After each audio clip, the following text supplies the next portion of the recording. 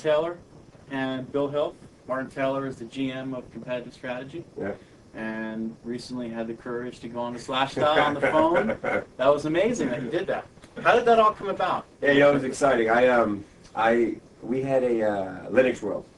We did Linux World a couple of years ago when it was in New York, and I really wanted to go just talk to people and hear their feedback. And so we did the thing. I wore a flak jacket, so I had like a bulletproof vest. And I did this little open town hall meeting, and right towards the end, this guy screams from the back, "Why won't you do an interview on SlashDot?" And I said, "I will. Let's just make it happen." So that was the start of it. Right.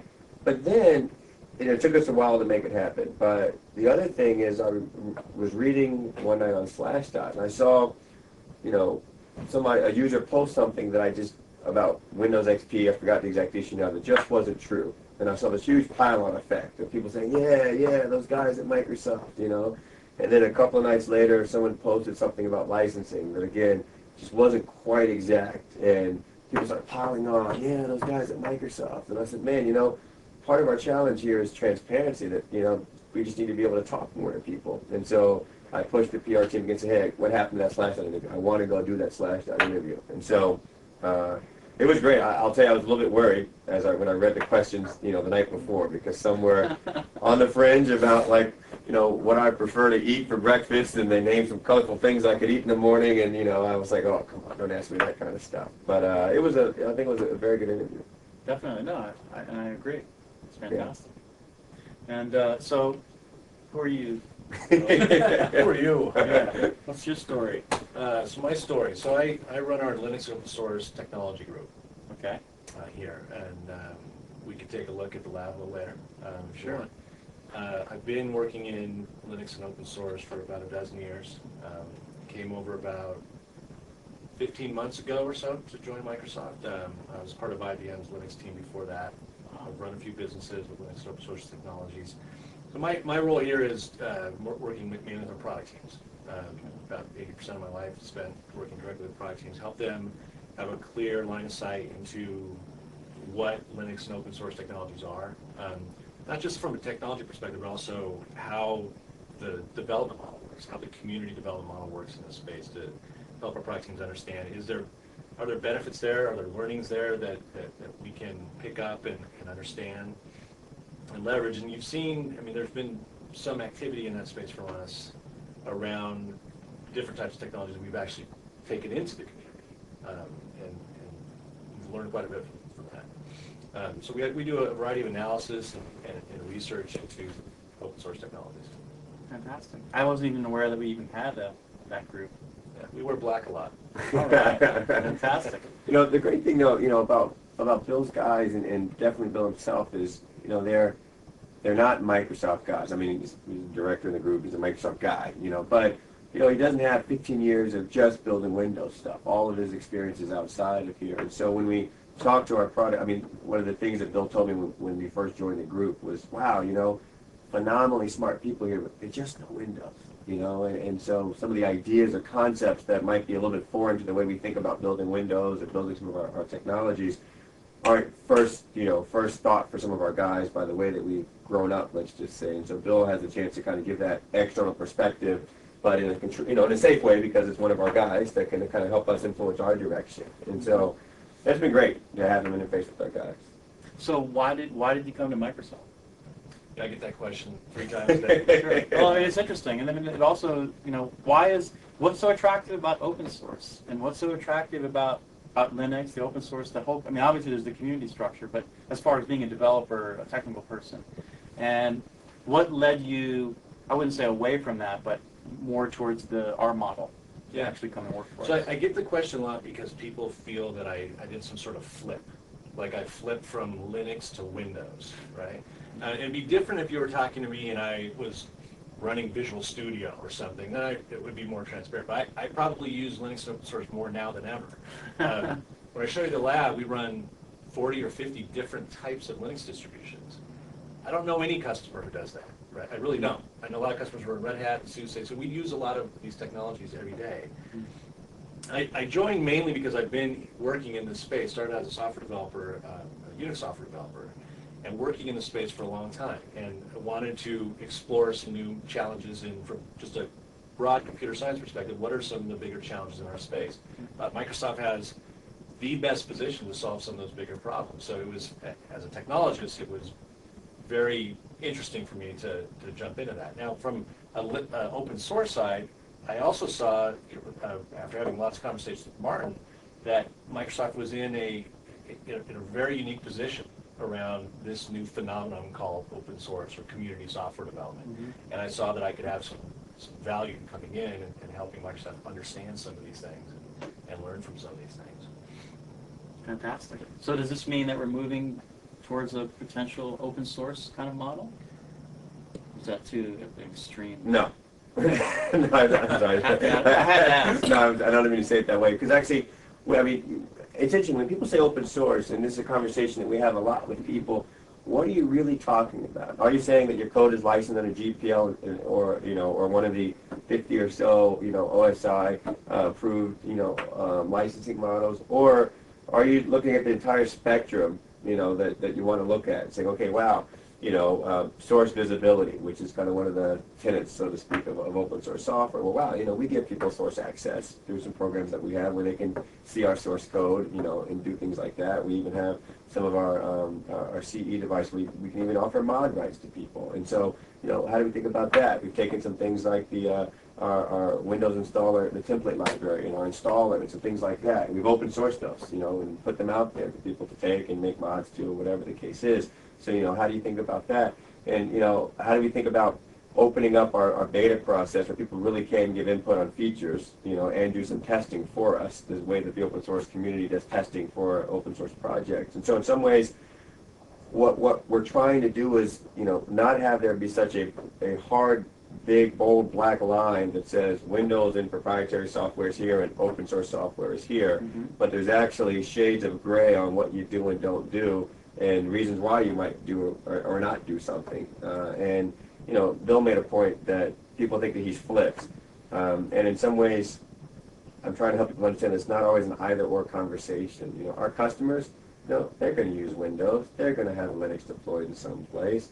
Many developers, they might use Java for this, or, they also might use .NET for that. They might use Visual Studio for that. I mean, there's just a lot of, it's not so much of an either-or world as, let's say, the media and people like to make it out to be. Absolutely. So, along that point, we strongly believe that you choose a technology to fit a certain type of problem.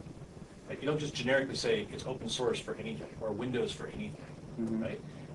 So you choose not just an operating system, but a development platform, an appliance, whatever it is, refrigerator, to solve a certain type of problem, right? So the polarity isn't, in the real customer world, it's not as much Microsoft and open source technologies. And from the learning perspective, I would say, having spent a long time in open source, the real phenomenon of open source is not a license. It's not a Red Hat. It's the community. Right? So when you ask the question of, are we going open source, I mean, I think the better question is, how much are you learning from that community process, and what are you doing around that? And to date, we've been doing things. I mean, Channel 9's a great example, right, of engaging community. You'll see a lot more going forward across all of our product groups around how we interact with the community and leverage that community process. For testing is one, right? One of the big phenomena of open source is that the testing coverage gets a lot broader in some cases, is one way. But also, how do we get earlier feedback from our users, right? How do we get our customers touching our product earlier and getting the feedback, what they want, what they don't like? Absolutely. I mean, even take the Watson stuff that we do, our error reporting. I mean, that's first of all, it's hot. That it's great, the fact that now we don't have to guess what should be fixed, right? Due to the Watson technology, we now know, hey, guess what? This NVIDIA driver caused 72% of the crashes on these types of Dell machines. Let's go fix that, and so, but in some ways that's leveraging a community, of users to allow us to fix and do the right things, and so, you kind of think about what role does that play and how we are more creative in thinking about engaging the audiences that are out there that are users of our products to help us make our products better. And that's really what, in many ways, what open source is as its purest form, is taking a bunch of people that have interest to make something better, and away they go. Absolutely. And I mean, a lot of the times I hear developers saying, well, I was able to fix this bug quickly because, hey, I have the source code. right? Right. The implementation in some library I'm using was flawed. I went and fixed it, and blah, blah. I didn't have to wait for anyone to ask questions on a news group. I just did it. Right. So there's a class of developers that probably will only want open source for certain types of problems. Correct. And to me, it's just interesting that there is this battle going on because, as you said, I don't hear a lot of people say Windows only, especially developers. Yeah. And in fact, I never hear that. But I do hear a fair number of people saying open source only, and typically it's because of the what I had just mentioned, the availability of the source code. If there's a kernel bug and I'm running a Linux distribution and I know how to write kernel code, because not all developers do, Right. I can fix it Yeah. and rebuild it, and I'm done. Yeah. Now, that's a class of developer, and there's probably not that many of them. I don't know. You're in But that community. it's a class of developer. It's also a class of software that you can access. If you look at the types of open source software projects that I would say have been most successful, let's just say Apache, Samba, and Linux, right? Take those three. The barrier to entry to those types of software is different among the three, but they're also different among other types of software problems. To give you an example, this morning I was meeting with the speech server team, and I was having them walk me through their architecture. The class of that problem of integrating telephony and integrating speech recognition is a type of problem that just isn't accessible to a lot of people. It requires a domain of expertise in things like SS7, telecommunications protocols, as well as pretty advanced computer science and speech recognition.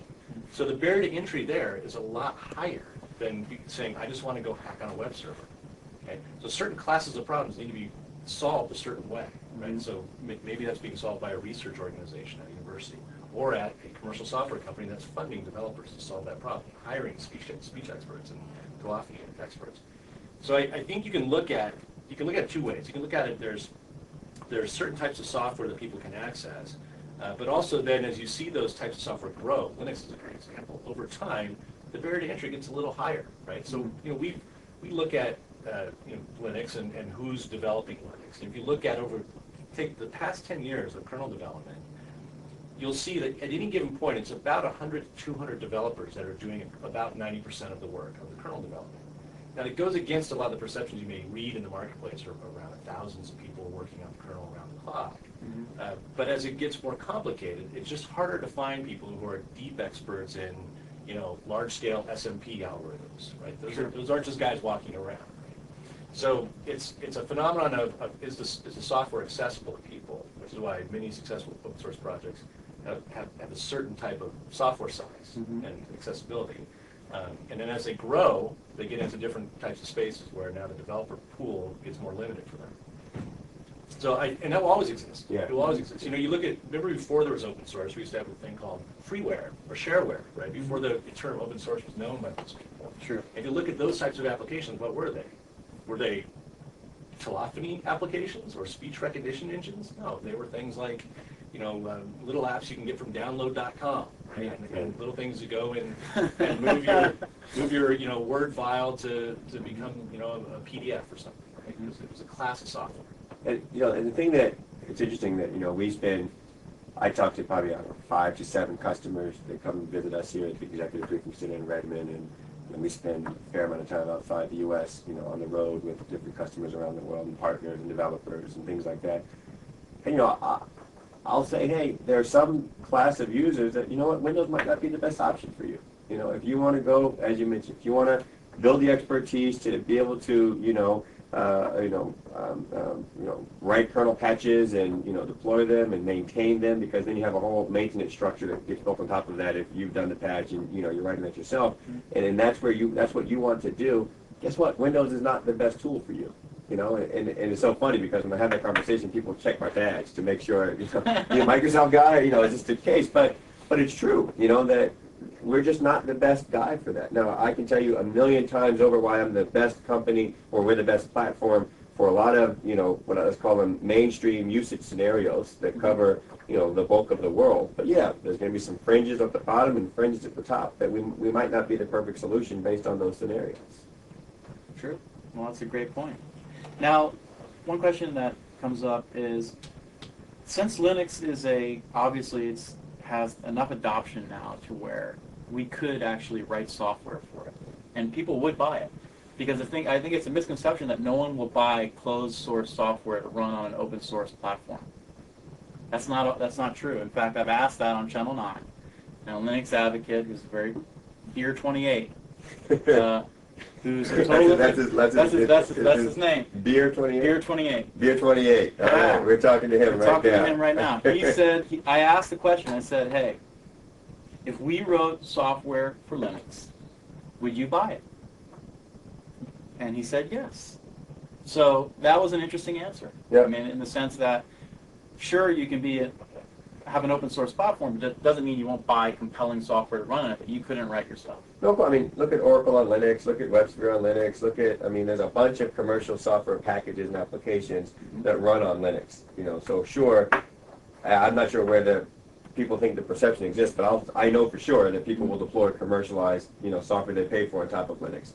Unless it's written by, but not unless it's written by Microsoft. In which Well, we don't have anything. Well, we don't have anything that's written on Linux, at that level. Sure. And so there's a couple things. You preface the conversation by saying, the Linux install base is big enough now for us to do that. And first I'd say I don't. It's not bigger on the client side than the Macintosh install base. From on a client side perspective. And so, we make pretty big investments today for Office on the Mac and to do things at that level.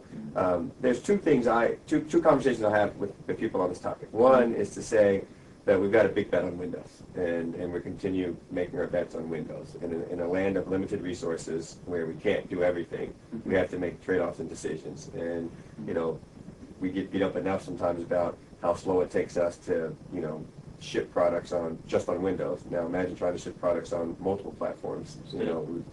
So that's scenario A.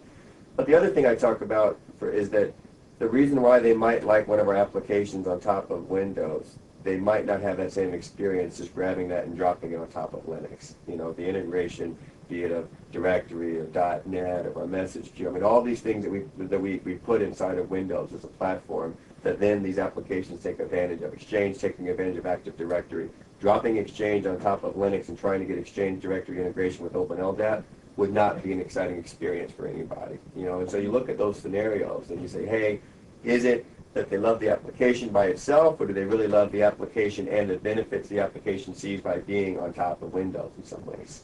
And that's kind of where we end up on many of the conversations, that I can't guarantee the same experience you have today on the Windows platform, on the Linux platform, through the application. And the reason why is because the presumption is that Linux and Windows are of the same architecture. Right. People say, oh, is it on Linux or on Windows? And I think a lot of people get confused that the Windows operating system is very, very different than Linux. Right? Linux is a fairly discrete piece of code that's just a kernel. Right? And a lot of things get added on above that by a distribution to flesh out a operating system, right? What we do architecturally is very different, right? It's very different than that. It's also very different than OS X from Apple, right? So it is, you can't think of it just as apples, right? They're actually very different things, which in turn can then have different effects on above the stack, be it features, performance, or integration, whatever it may be. So it's one of those that when you build a platform, you're making decisions along the lines of how can I enable better things on top of that platform. You don't always get the opportunity to work back from the application and say how will I enable better things in the operating system beneath me. So just kind of one of those fun we address this. At least it comes across our radar a lot of comparing Linux and Windows, and we often have to start the conversation by saying let's talk about how they're sort of different architecturally and what they're kind of designed to do. True, but I mean at the core level they're similar kernels. I mean the Linux kernel's smaller, but they're still both monolithic kernels. I know there's different driver models, etc. Obviously, because Linux is more based I'll give you one sort of really big difference. Okay, right? please. We put a thing called the shell inside our operating system. That's Understood. Just a small difference. Small difference, but that's not the kernel. It's not the That's kernel, above. right? Yeah. I hear you. We consider it part of the operating system. Totally. In Linux, you would not consider the X server. X server is an application that runs above the kernel or above the operating system. It's a very separate process. That affects a lot of things, right? Yes. There's a lot of things there. One's not necessarily better than the other. We think we have a lot of very powerful, integration capabilities in the shell and the operating system that are not possible today with the way that the X server is architected to run on top of the Linux kernel. So there would be trade-offs made if we decided to do something like that, to say, what would that mean then if we were unable to have that sort of integration? We'd lose features, we'd lose functionality like that. Absolutely. Yeah, and one other thing on this point is when you think about some of the challenges, let's say, of even writing applications on top of, various Linux distros. I think it's, people also generically say Linux, but really, when you write Oracle or whatever, you're actually running on a specific version of Red Hat or a specific version of SUSE that's configured a certain way, and so the second you might go, install a new version of Bind or install a new version of whatever, you could impact the application on top of that. And now as a commercial software vendor, boy, that's a support. It's crazy to kind of say, okay, well, and what we ended up doing is saying, we'll roll back to whatever the bits that Red Hat shipped you, is the only way that we can support Exchange on this version. And then, then you're in a whole different world of why are you buying an open source project or open source application if you're not going to take advantage of being able to do all these things you want to do. You're that guy you mentioned earlier where there was a bug and you went and fixed it yourself, but now you just broke Exchange because Red Hat hasn't authorized, that as part of their, their core kernel distribution. Now what do you do? True. Well, I mean, you made a great point earlier. It just comes back to it's not us or them. Right. Use the right tool for the right job. But it is interesting. Why are there so many distributions? You said 40? You have 40 in the lab. Yeah, that's probably So to write an application, 20% of the total could run. So I mean, it must be a nightmare writing. I mean, to write, you can't write. Could you write an application today? Could I write an application today that would run all 40? So it depends on what that application is. Okay. Right? So let's, if you were to write, so you have multiple distributions of Linux because the licensing model allows people to do whatever they want, make their own distributions. So some distributions are actually very targeted to certain types of audiences. Now that said, there's probably, I think, 250, 300 different distributions of Linux today. That said, there's probably 3 to 4 major players that dominate a bulk, and probably 2 that dominate a bulk of the market share. Okay. So if you're, just to be fair and honest, I mean, if I was writing an application, I wouldn't target 200. I would target probably 1, and pick whoever had share, right, at the time. Okay. Now, if you're writing, but it's not as simple as that. If you're writing, let's say, a desktop app, say you want to write a little windowing application, it's not just the distribution, it's also because remember, the UI shell, what we call shell, the UI is a separate thing, right? And in a Linux distribution, that's a combination of an X server and what's called a window manager. Okay. Now, there's different types of X servers, and there's many, many different types of window managers. And there's different types of UI widget toolkits for different window managers. Okay, so there's 2 big ones, one called KDE and one called GNOME.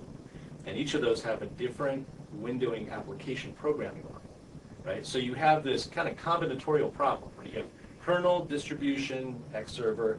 X server is often fairly constant. Then you have a window manager. Then you have like a toolkit on top of that. So if you're an app developer, you have to make some decisions. Do I write for the KDE window manager? Do I write for the GNOME? There's other types too. So there is a bit of confusion about what you would do in that space. So, but that said, you would still probably target 1 or 2 of the big distros out there. Okay. Cool. And which one? What are some of the big? What is the big one now? The one that most people are using? It's Red Hat. Red Hat. Yeah. Red Hat. Yeah. The world used to be a little bit simpler, where basically SUSE kind of had most of Europe, Red Hat had most of America, this thing called Connectiva that had a lot of Latin America, and then you had kind of Mandrake and Turbo Linux, I guess, kind of for Asia. But you had some consolidation now, obviously Novell bought SUSE, they're making a big push in the Americas. Mandrake bought Connectiva, and so they're trying to do some, aggregation there. And so, you've seen different players kind of, but for the most part, it's Red Hat and SUSE are your biggest commercialized distribution on what most customers would deploy. Then you've got like the Debians and the Gen 2s, that, let's say the purest, if I can say it that way. I don't know if that's a right. Well, I would say just more technically oriented distributions. I call them purest, but yeah, same difference. So, in your experience, what are some of the problems been with customers who have the heterogeneous environment where they have, group of Linux machines and Windows servers and the interoperability issues? Are they running into a lot of those? I mean, I know we're working hard to make our stuff interoperable. Yeah, so I would say, there is no customer who runs Linux, right? So they're running Red Hat, they're running SUSE, they're running Mandrake, Yeah. just like they're running Windows NT or Okay. Server 2000. It's just something that comes up a lot. It's important because Well, let's talk about that. even among that, let's just say you're a Linux shop, Okay. right? You're a distribution-specific shop. So if you're running Red Hat or SUSE, you're going to be running an application that is ideally supported or certified, or at least built for that distribution, right? So there are interoperability problems just between distributions. I'll give you an example. System management tools between Red Hat and SUSE. You can't use the same system management tool. You can't use the Red Hat network, which is this, like the Windows Update sort of equivalent, to update your SUSE servers. They use a different tool, right? They use the same packaging format underneath, but the management interfaces and tool use are different. So you have interoperability problems there alone.